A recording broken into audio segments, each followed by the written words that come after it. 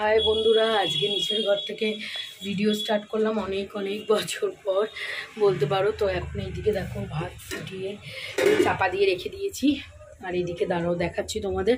Breakfast সবার complete হয়ে গেছে। এদিকে রান্নার দাঁড়াও দেখাই। রান্না হবে, এটা লটিয়া মাছ হবে, এদিকে কাতলা মাছ আছে।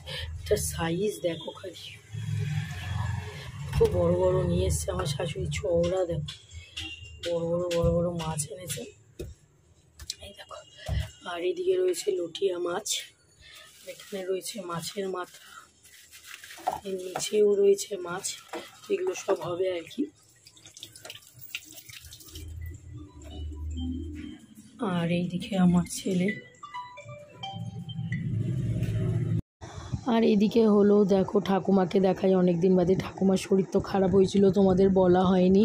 তোমাদেরকে আগেই বলি যে ঘরের কথা, মানে কি হচ্ছে না হচ্ছে কিছুই সেরকমভাবে তোমাদের বলা হয় না।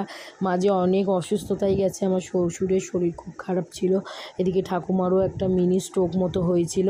তো যাই হোক, একদিন লাইভে এসে সব গল্পই তোমাদের সাথে শেয়ার করব।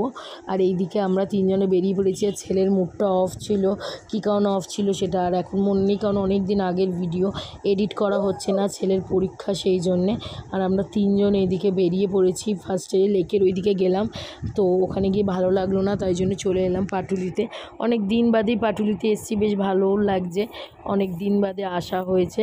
তো চলো বাইকটা পার্কিং করে দিয়ে তারপর তোমাদেরকে সঙ্গে নিয়ে যাব।